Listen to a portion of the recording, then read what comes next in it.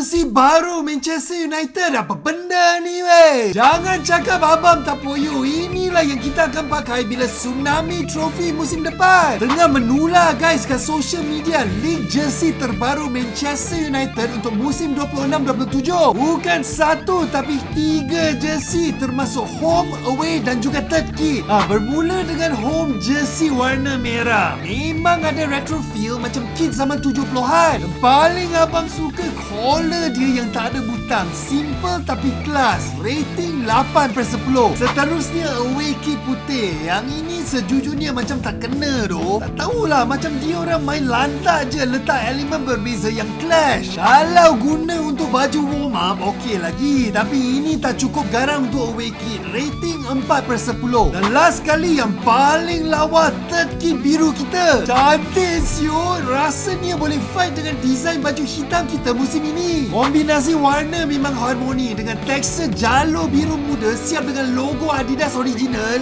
Memang terbaik lah. Confirm aku beli. Rating 11/10 bye. Macam mana pendapat korang tentang jersey baru Manchester United? Mana yang kau akan beli? Komen kat sini.